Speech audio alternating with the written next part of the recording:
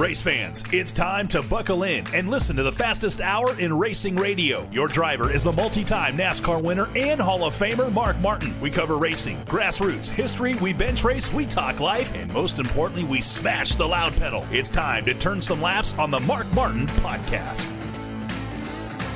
All right, race fans, episode number 22 of the Mark Martin Podcast. We're going to focus on the year 1980 today. On today's episode, before we do that, make sure to hit the website, markmartinpod.com, to listen to all the episodes. An important thing about these podcasts over the last couple episodes, there's companion episodes to these. You want to go back and you want to listen to some of the episodes with Larry Shaw, all of the different episodes that really talk about a lot of the stories that really add a lot of flavor to what we're talking about in these episodes. So make sure to go back, markmartinpod.com, listen to some of those old episodes while you listen to these. Also, make sure to hit up at Mark Martin Pod on the social media, Mark Martin POD on Facebook, Twitter, and Instagram. But now it's time for the year 1980, episode number 22 here on the Mark Martin Podcast. And Mark, 1980, a massive year for your racing career. Definitely makes the top 5 of importance and eventful, years of my career for sure. Kind of leading into this, the last podcast, I had moved up to Dillon's in North Liberty, Indiana, was running his trailer, his springs, working out of his pole barn out next to his race shop, and had a key to his shop and was able to go in at any time of night and use his equipment or whatever I needed, hit the parts room and grab any parts that I needed, bolts or whatever. So it was a really, really cool deal. There I was at 20 years old, running my own racing operation and making it work, making the dollars and cents work, and racing and living the dream. So as the year wound down in 79, Ray hit me up to let's design a better race car than what we had. I ran the Howe car again in 79. So 77, 78, and 79, I built new Howe cars for each year, and they were spectacular at the time. Very, very. You could be a complete dumbass and run good with those cars. Just do what they said, and we did, and we won races, and so Ray had. I would have never done it. But Ray had the wherewithal and the ideas and the guts to build a race car, and it was going to further my career because I wasn't going to have to put the money in the parts to build the cars. Our deal was, I'll build you two race cars, 2 chassis, send them over there next door to you, and you put them together, hang the bodies and put them all together, and I buy all the parts to put on the car that you don't get for free. You put the engine and transmission in it, and when you're all done, take the engine and transmission back out and give it back to me. So this was a big move in my career. And also I went to prototype. I was running Ray Baker engines, fantastic engines, but the engine bills were too much for they were tough on my budget. So, I was on free tire deal, had been for a couple years with Firestone, and I really needed an engine deal. And Ron Neal at Prototype, he said later that he chickened out. I gave him the opportunity to give me free motors to run, and I'll run your decal. And he passed on it. So I stuck with Ray Baker for 1980.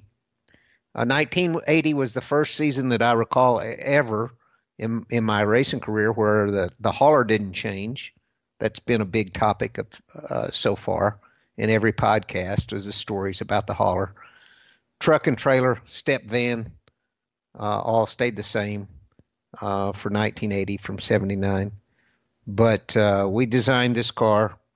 I had creative say-so on the chassis, on the suspension, suspension.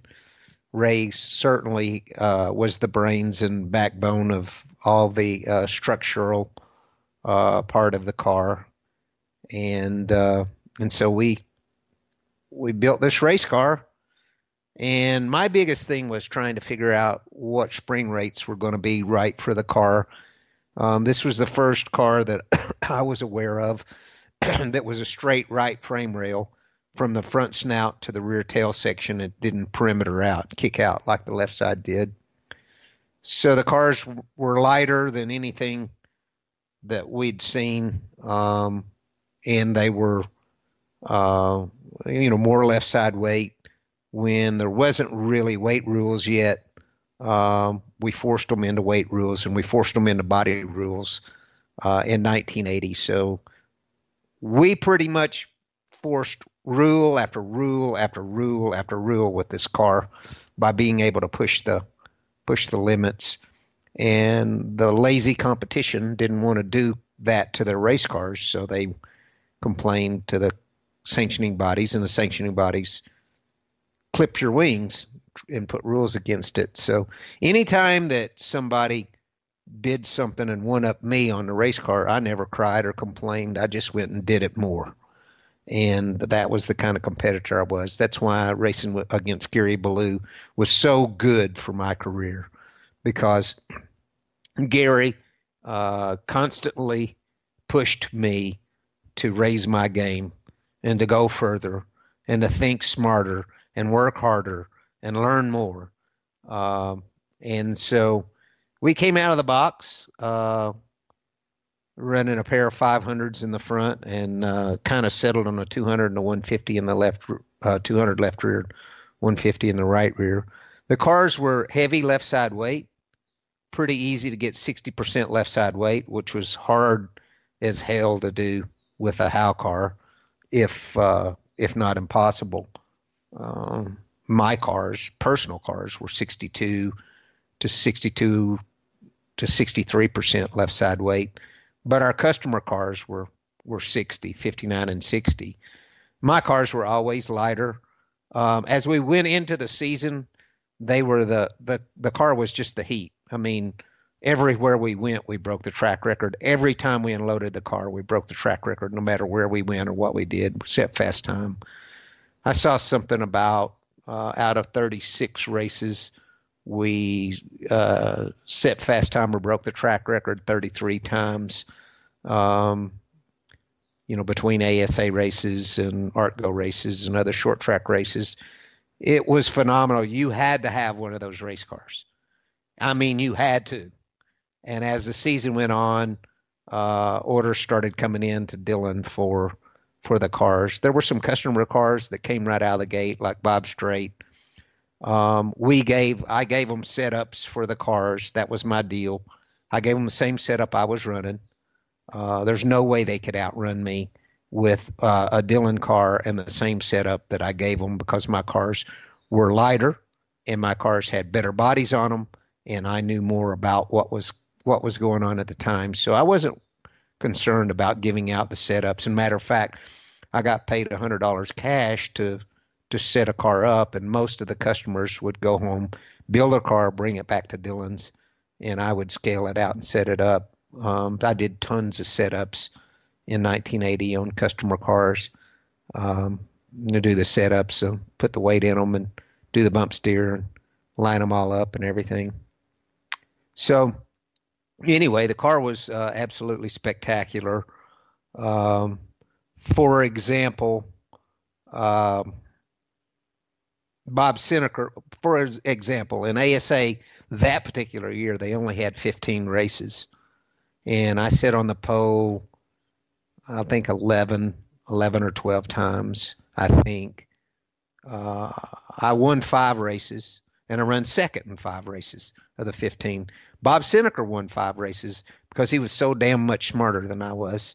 Guy was absolutely phenomenal and had some kind of weird stuff going on with his rear suspension that no one was ever able to figure out or copy.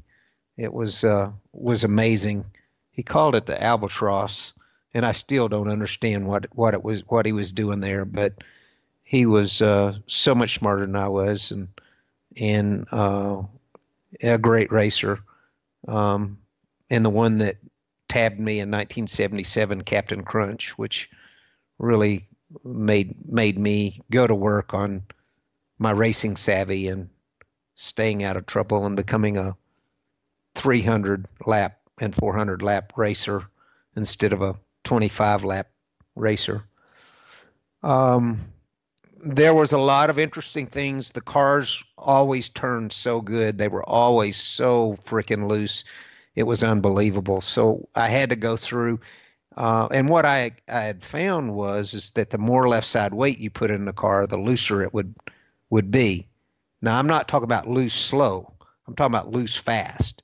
If you could ever tighten it back up, it would just be blinding fast. So the cars were blinding fast, but always turning better than the back end would stick. So my setups evolved through the season, through the year, getting the car tighter. And one of the things that I would learn, I was racing out of that pole barn with no insulation next to Dillon's shop, and living in the house there next door, the 3-bedroom house, me and my 2 employees, Banjo and David Levendahl. And the thing that I would learn, we'd go racing in Wisconsin or Indiana, Michigan, whatever it was. On the weekend, we'd race, a couple times a weekend or something like that. And I'd notice when we'd come home, when I'd climb under the trailer, the right rear, there was a strap that went around the right rear tire that held the car on the trailer, went around the right rear and the left front. And when I would go under there to unhook the right rear strap, I would notice that the right rear spring wouldn't be touching the weight jacker. Most of the time it'd be an inch or inch and a half away. And the first few times I saw it, I didn't think that much of it. I thought that was weird, but I was running a lot of wedge. I was running 62% left side weight and trying to run 59% cross, and sometimes even I'd go to the racetrack with 59. I wanted to stop at 59, but I'd be loose and I'd put a round in here and a round in there and a round in here and a round in there and wind up the front bar with preload and take stagger out of the rear and whatnot. But it was taking me a while to figure this out. But when you would burn the fuel off, when you burn the fuel off the back, the left rear spring would just lift off the right rear. So I started noticing this when I'd go under to hook that right rear strap. Noticed it a couple times. Didn't think anything of it because I had to get the car unloaded and get it washed and start working our maintenance and preparing for the next race. But I went to Winchester to test because we wanted to win the Winchester 400 really, really bad. Ray Dillon wanted that in the worst way. I don't know. It just was something that was the Daytona 500 to race. So we went down there and tested, and of course, the higher the bank the racetrack, the looser the car always would be.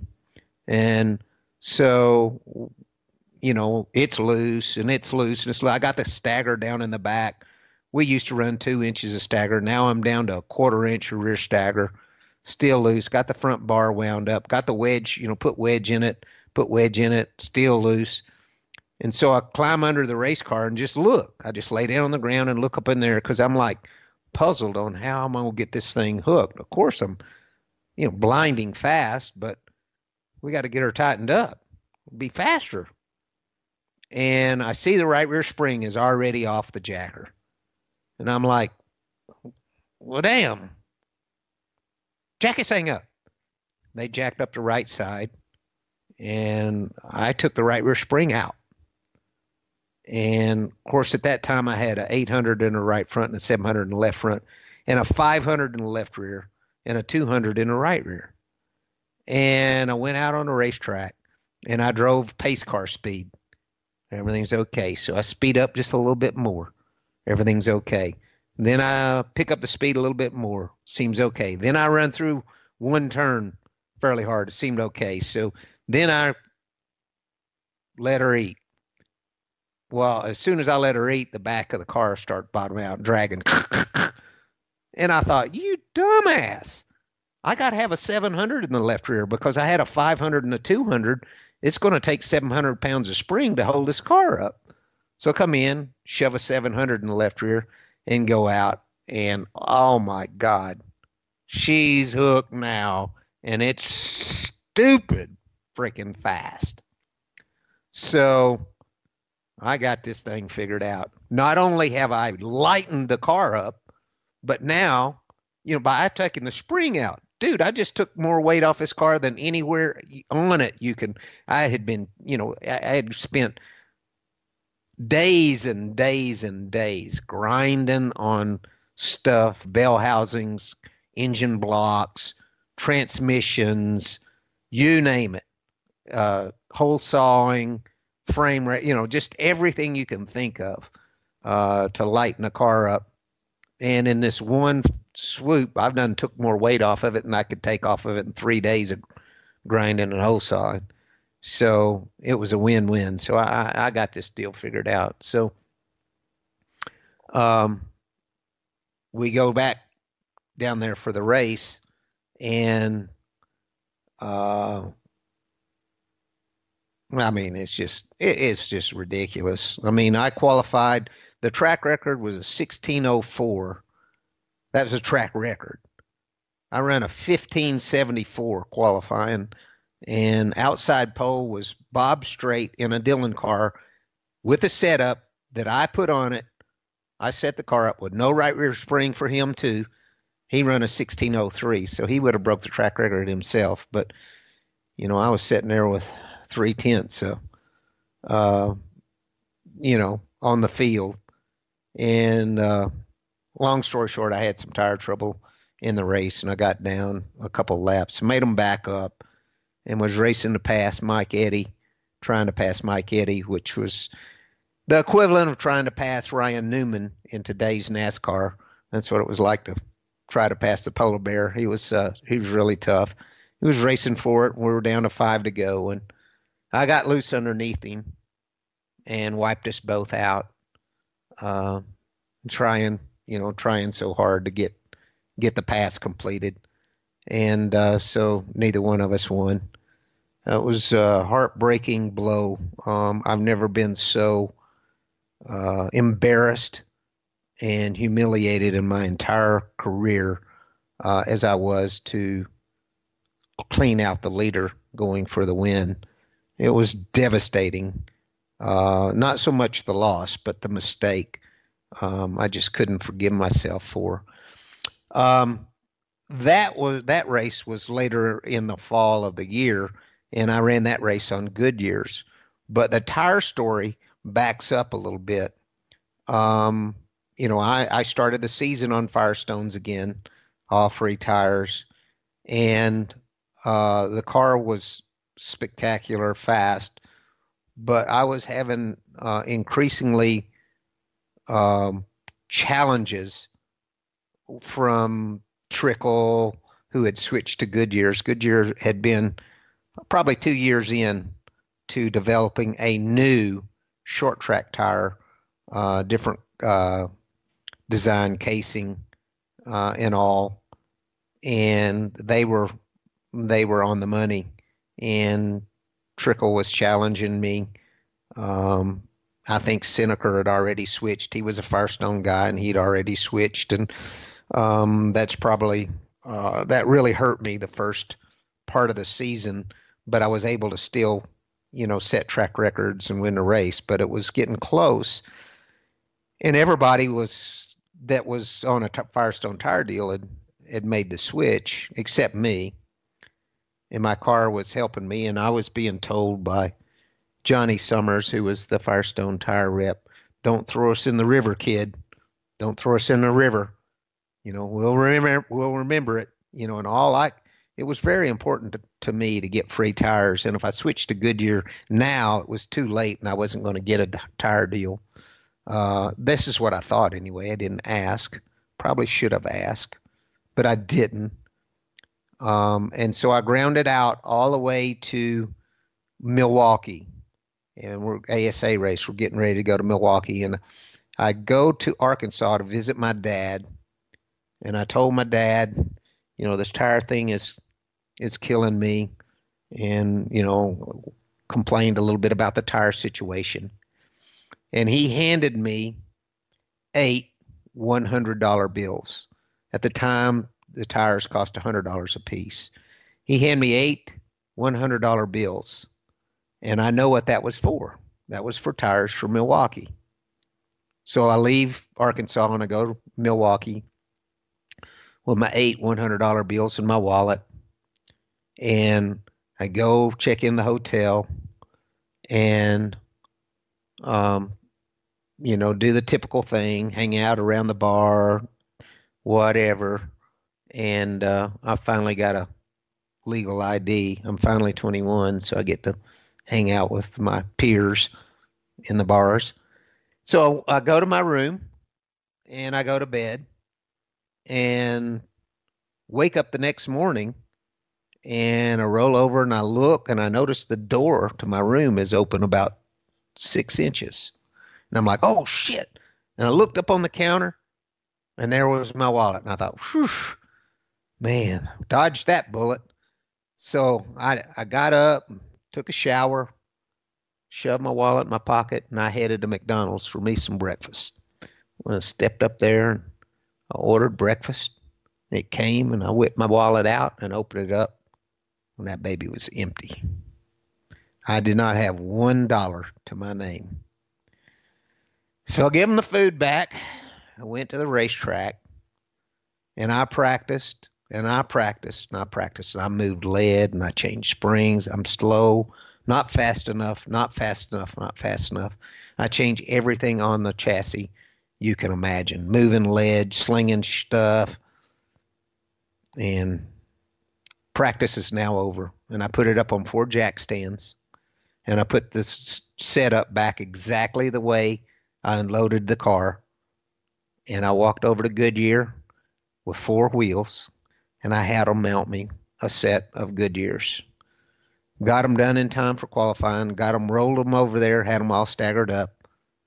And I rolled out on the qualifying line. I've never made a lap on Goodyears, ever. And rolled out on the racetrack, broke the track record, set on the pole. Bought another set for the race on credit.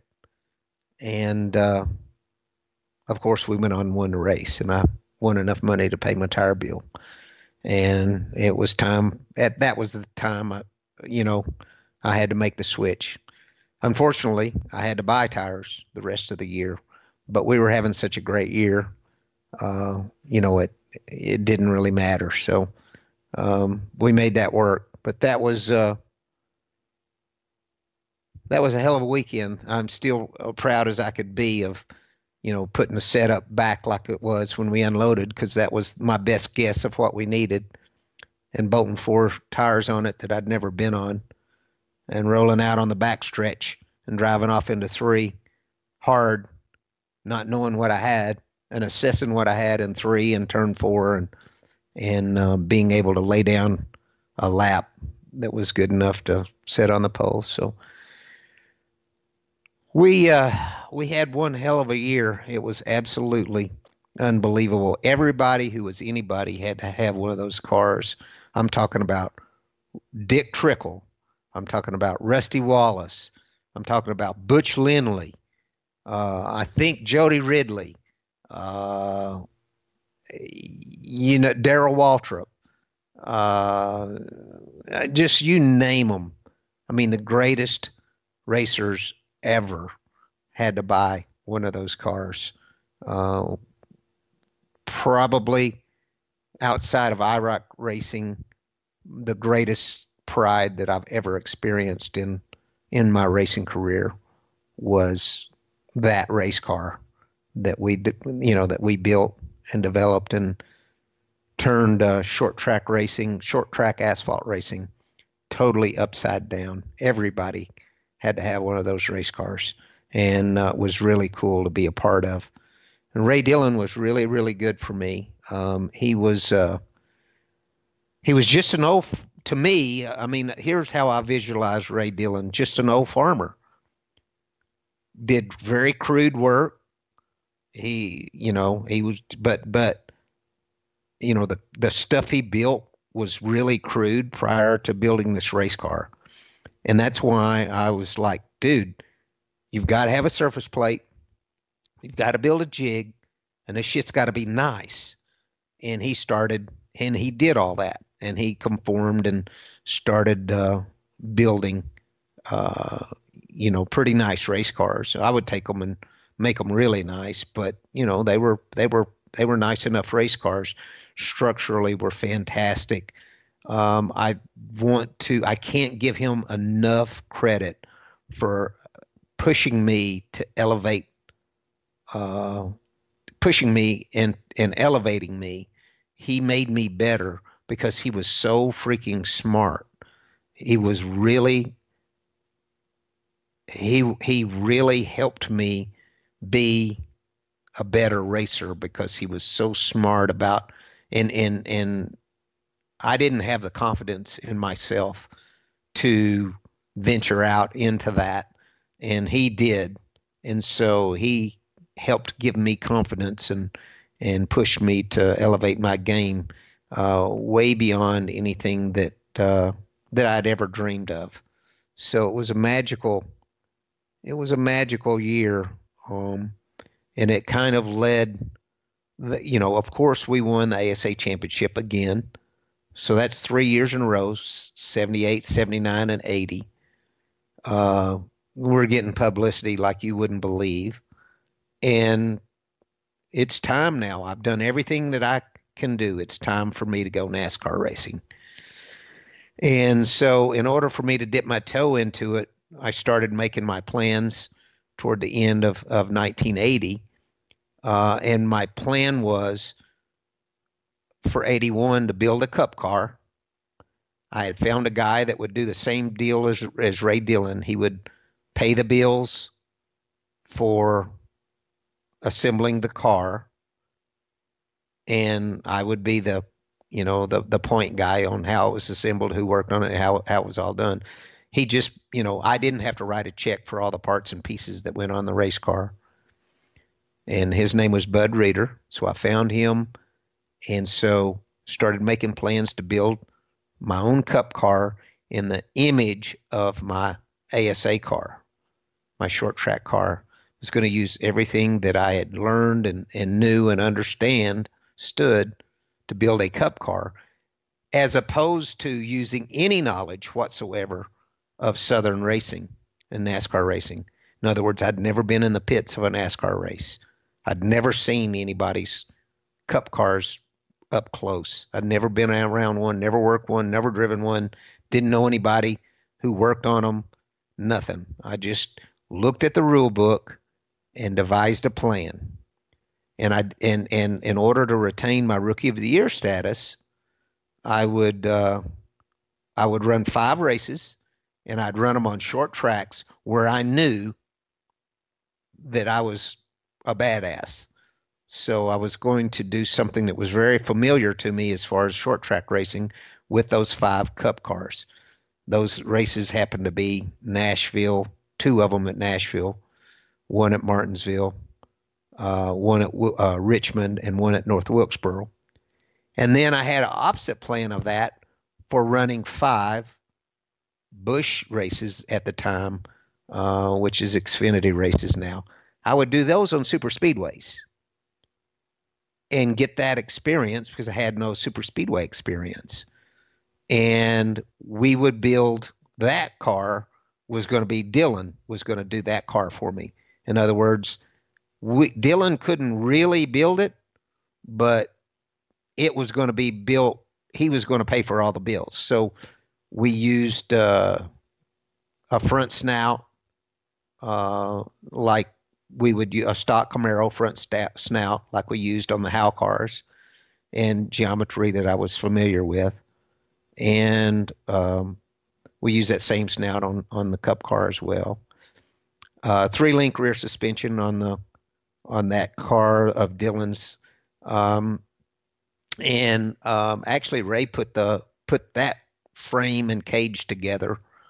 And so I had that covered, and then of course I was going to have a Art-Go sort of open rules car, late model car, and an ASA car for 81. So I was going to do some ASA races, some Art-Go races, some Crown Jewel late model races, 5 Cup races, and 5 Busch races.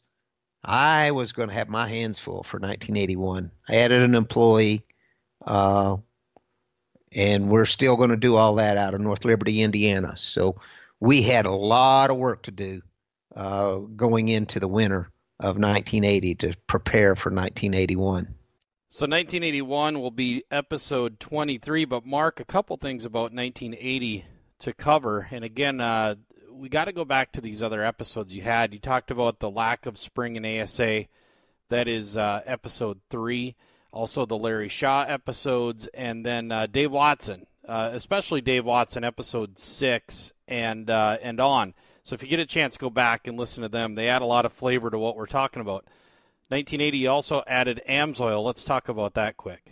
Well, Dave Watson kind of played a role in that. Dave at the time was getting ready to go NASCAR racing and had been dipping his toe in that and was, an ASA champion already. I think he won it in 77, the year I got Rookie of the Year.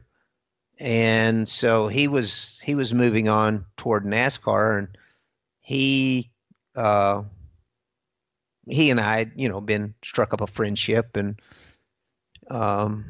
he introduced me to them, and they came on board, which was the first sponsor that I'd ever gotten that I got a check from, actually got some money from. And so that was a big deal for me. Prior to that, everything that made my program work was, was manufacturers. I was on the deal for just about everything. Just about everything you could use on the race car, I was on a deal, and that made my program work. The big hole that I had in my program was my engine program. That was the one thing that was going to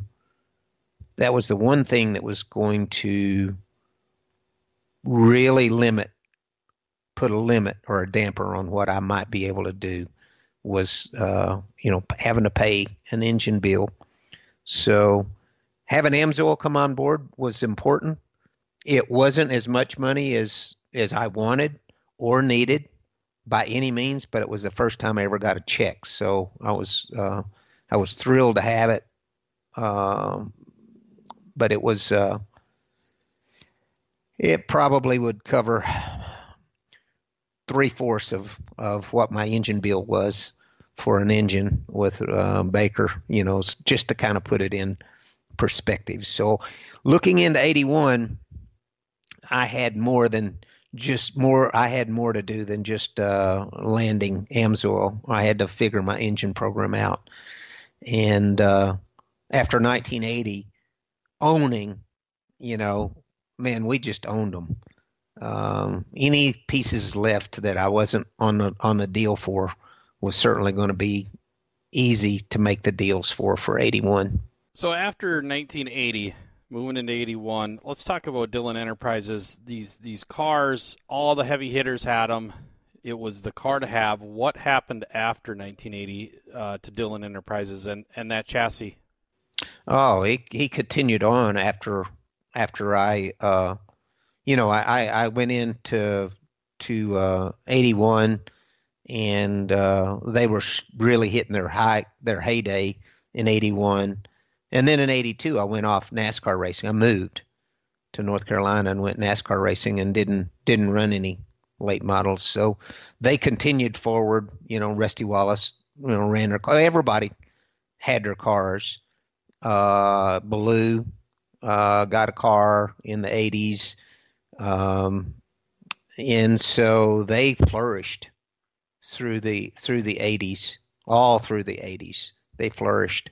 1981, we're going to get into next. That's the start of the NASCAR career and all the other racing that you were doing.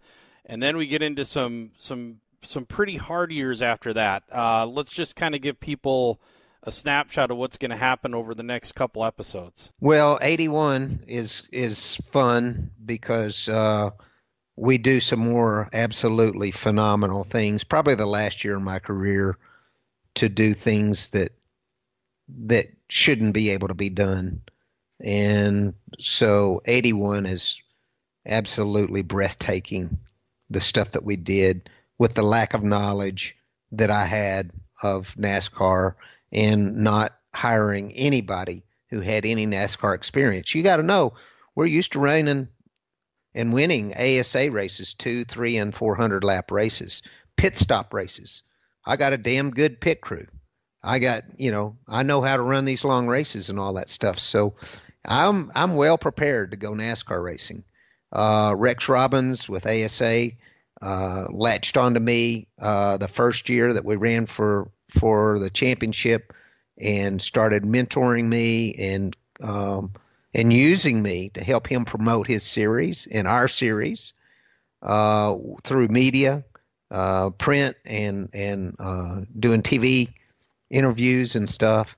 And so, I'd had some really great grooming for what was about to happen in NASCAR for my career. And so 81's an amazing year. And then 82 will be really fun because it is when I tripped and fell. And I fell down and pretty much was the beginning of the end of my racing career. And that all sort of came together in 83, and I did lose my entire racing career. And then 84, 5, and 6, we'll discuss my building my career back from scratch, and then the struggles through 87, and then 88 will be my first year with Jack. 89 will be an interesting year with Jack. 90 will be an amazing year with Jack and everything.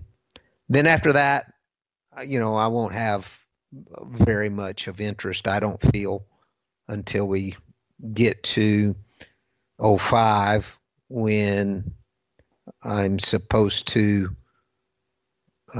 end my racing for championships in Cup, and a series of events changes that. And then in 06, the next year, a series of events change it again. And then in 07, I do what I said. I go back to a limited schedule and do that in 08, 07, 08. And then I have my last big hurrah in 09. And then we have a little fun the last few years. And then I finally close the door and walk away into the sunset. Now, I think one thing to point out, and you've said this multiple times, but you get this question all the time if you ever want to strap back in, and you're very adamant about you're done. I don't have any interest in it. I will absolutely don't have any interest in driving anything fast, go-kart or anything else, side-by-side or anything else. I'm done. You don't understand. I didn't drive and I didn't race for fun. I raced to win. And that's the only, I associate it 100% with pressure, extreme hard work, and more pressure. that's what it is. It wasn't about having fun. And so when I think about it now, it's like, dude, I don't have any pressure and I love it. And I don't drive fast. I haven't. Why would I drive fast? I wouldn't be as good at it as I used to be. I don't have any desire to race cars. Now I will say this series, I can't remember everything. There are a lot of cool things that happen through these years that I'm doing in podcasts that I forget to include. One of the big deals was the Snowball Derby in 1978. We'd won our first championship, and we go to the Snowball after that's over in December, and we should have we damn near won the Snowball Derby. I don't say we should have. We damn near did. I was on Firestones, and I 46s was the compound that you ran on the right, 51s on the left. And I scuffed a set of 51s for the right to put on after the last pit stop and bolted those things on. And we're leading the race. And all of a sudden, Dave Mater III starts catching me. And with 5 laps to go, he caught me, passed me, and won the race. And I just thought I got beat.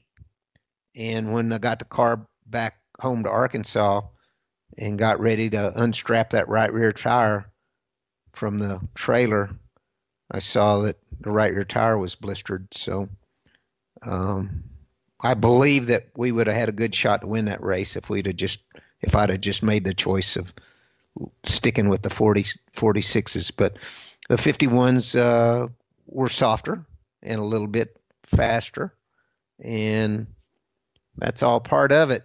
Just there's a lot of amazing stories like that, and a lot of things that I forget to tell. There's stories about 1980 that should be in this podcast. I can't remember right now. I'll remember later, and I may come back to them or whatever. But 1980 was an incredible year. The only other year that was so incredible would be 81, and it is probably tops 1980, and it probably is the most incredible year of my career, only slightly rivaled by 2009. I'd have to say 81 was number one in my career, and probably 09 would be my second most absolutely amazing year of my career. So once again, race fans, make sure to head back on markmartinpod.com or on any of the podcast players and listen to some of these older episodes. Get some more of this flavor.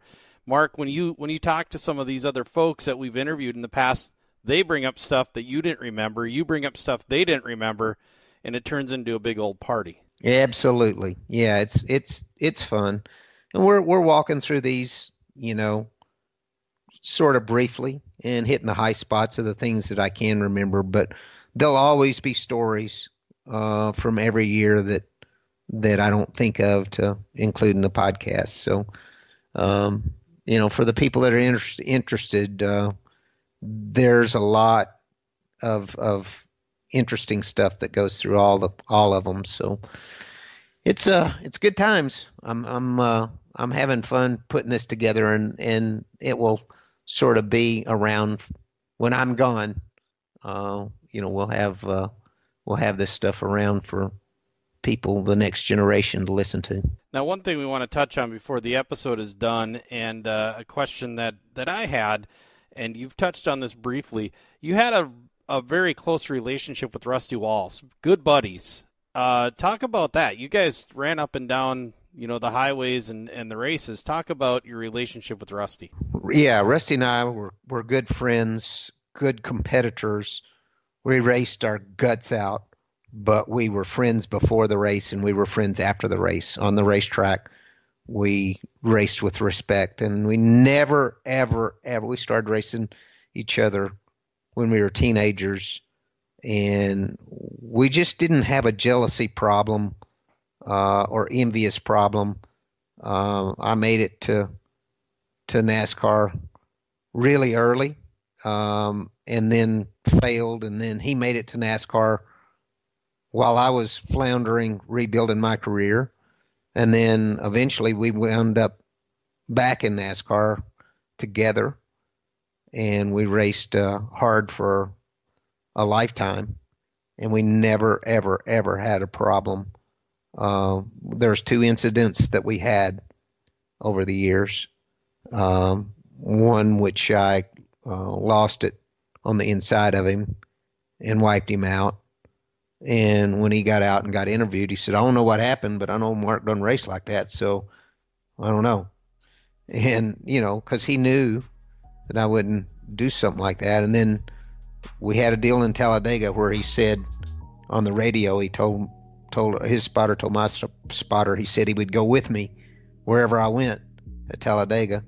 So I went, and he didn't. And it's funny to hear him tell the story, because he says, "You got out of the car, walked straight up to me, put your finger in my face, and said, 'I'm really disappointed in you.'" And Rusty says that was worse than whipping my ass. That was the worst thing that you could have ever said to me, And that's the extent of our getting crossways over the course of whatever it was, 20, 30 years of racing. 30 years probably. So once again, fans, we're going to get to that and many more upcoming here on the Mark Martin Podcast. But this has been episode 22, 1980. Again, hit us up, markmartinpod.com, at markmartinpod on social media and all of your podcast players. Hit that 5-star rating. But we're going to get to you in 1981 next on the Mark Martin Podcast. Thank you for subscribing and listening to the Mark Martin Podcast. Remember to give us a 5-star rating in your app store. Connect with us on Facebook, Twitter, and Instagram at Mark Martin POD. The Mark Martin Podcast is a production of the Accelerated Podcast Network.